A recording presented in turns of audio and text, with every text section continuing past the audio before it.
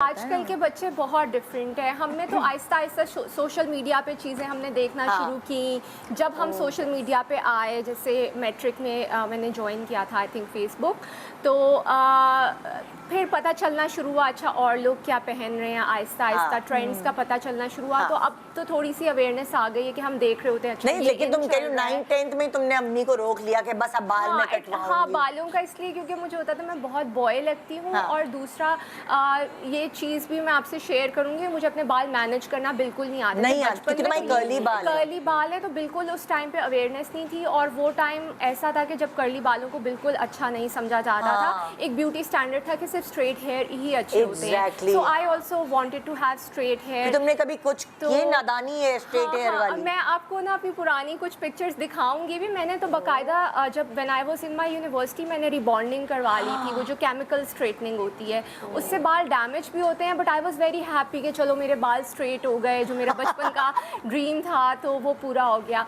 But फिर आहिस्ता आहिस्ता जब awareness आना शुरू हुई और फिर सोशल मीडिया थोड़ा सा जब मैंने ज़्यादा यूज़ करना शुरू किया आफ्टर माय यूनिवर्सिटी फिनिश, तो तब मैंने थोड़ा ज़्यादा, तो फिर मैंने देखा कि अच्छा ये यूरोपियंस होते हैं, उन्होंने अपने कर्ली बालों को इतना अच्छे से कैरी किया होता है, तो हमें भी चाहिए कि हम नेचुरल चीज़ों को उसी तरह रखें।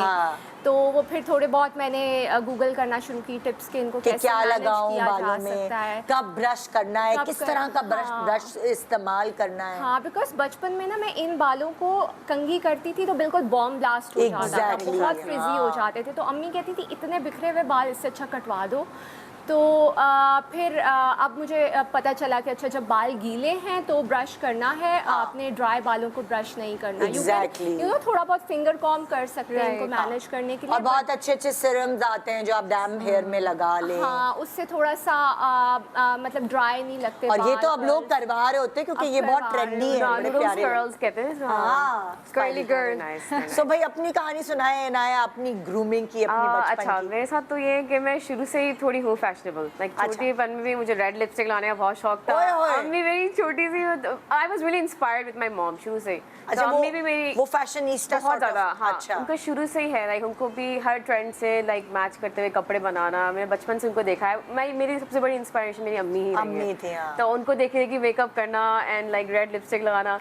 तो ऑब्वियसली मेरे भी अम्मी ने, जैसे इन्होंने बताया कि बालों की कटिंग वटिंग सब बचपन में अम्मी ही कर रही होती थी, तो मैंने हमेशा से वही नहीं, वो जो मशरूम कटिंग बता रही है सारे मेरी एक्चुअली वही रहे। और जब मैंने कहा कि अम्मी अब मैं जब मैंने when I came to my teens and went to high school, तो ऑब्वियसली अमेरिका में भी आपको हर तरह के ट्रेंड्स नजर होते हैं। यहाँ पे हाई स्कूल के बाद तो बस लड़का लड़की छोड़े हुए होते हैं इसी मामले में, they do fashion and everything. यहाँ पे तो खैर सख्ती है अभी भी, मैट्रिक तक वहाँ तो। लेकिन हाई स्कूल के बाद आप कलर करा लें, you can do your fashion dye. मैंने फिर ब्लू कलर की हाइलाइट्स ली थी, मैंने बहुत मुश्किल से बनाया था अम्मी को, लेकिन शी एक्चुअली गॉट टू सके चलो यार तुम्हारी खुशी इसमें। तो मुझे कभी भी पेरेंट्स ने मतलब जल्दी ही कह दिया कि चलो if you want to do something on yourself you can do it. मैंने हेयर बालों को बढ़ाया, अपने एक डाई लिया, वही हाइलाइट्स लिए। तो I think yeah pretty much I always been in the fashion, like क्या क्या ट्रेंडिंग चल रहा है। कभी अपनी तस्वीरें पुरानी छुपाने की जरूरत कभी भी नहीं, कभी भी नहीं। अभी भी मेरी लगी हुई है। हाँ, क्योंकि अभी भी मेरी वही लगी हुई है तस्वीरें। बल्कि in fact like if someone asks मी के फैशन कैसे ग्रूम किस तरह से हुई हूँ, तो ऑब्वियसली वही कि हम इंडस्ट्री में आए तो हमें नई नई चीज़ें पता चलती है मेकअप आर्टिस्टों से, और जिस तरह से हम अपने सराउंडिंग में देखते हैं कि क्या आजकल चल रहा है। लेकिन कभी कभी ऐसा होता है ना, आप सोचो कि ये चीज़ चल रही है ट्रेंडिंग तो आप पहन लो, सो इट्स नॉट इम्पोर्टेंट कि आप पे सूट करे। बिकॉज अभी जैसे हम लोग कह रहे हैं solid colours, if I wear printed like dresses I look fat and I look broad.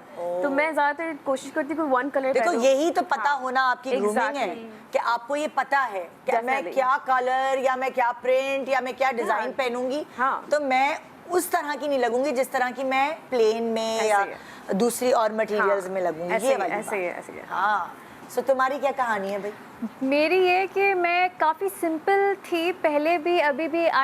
मतलब मैं ये देखती हूँ कि या तो मैं कोई स्टेटमेंट दूँ और मैं डिफरेंट लगूँ, ऑड एंड आउट लगूँ, या फिर मैं, और अगर सब एक ही चीज़ कर रहे हैं, या जैसे अभी देखें ये फर्शी शलवार का जो ट्रेंड आया था, तो सबने इतनी पहन ली थी और देख देख के मेरा दिल उकता गया था। मैंने कहा अब मुझे नहीं पहननी, I have to do something different. तो मैंने जो है वो ईद पे बिल्कुल डिफरेंट लुक किया। तो मैं इस तरह से अपने लुक्स के साथ प्ले करती हूँ कि जहाँ मैं थोड़ी सी, मेरे अंदर ये कीड़ा है कि मैं नहीं, लेकिन ये तो तुम अब करती हो। मैं तो पहले की बात पूछ रही हूँ कि जब तुम्हें लगा कि तुमने ग्रूम होना शुरू हुई हो, जिससे मैंने कहा अम्मी अपनी मर्जी की चीज़ें- मेरी अम्मी का अभी तक मुझ पे इतना कंट्रोल है कि मैं अभी भी अपने बाल कटवाने उनकी मर्जी के बगैर नहीं जा सकती, उनसे पूछे बगैर नहीं जा सकती।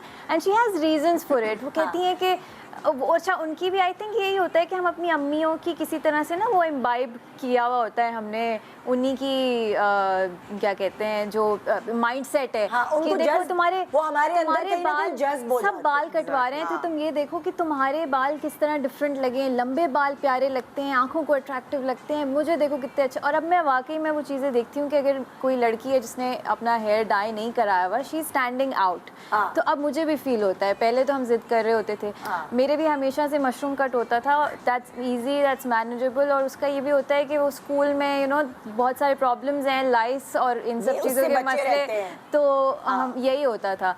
और ड्रेसिंग भी मामा की पसंद की होती थी, वार्डरोब भी। अब मुझे याद है हमारी जितनी भी वेडिंग्स होती थी, शादी के कपड़े हमने पहने हुए चमकीले, उसके अंदर एक हाई नेक है सर्दियों में, और उसमें हर पिक्चर में मैं रोती भी आ रही हूँ। जो भी मेरी पुरानी आप तस्वीर उठा के देख लें तो उसमें मेरे आंखों में आंसू हैं, क्योंकि मुझे ये नहीं पहनना, मुझे आपने विश्वास मेरा ख़राब कर दिया, क्या कि मैंने सोचा हुआ था।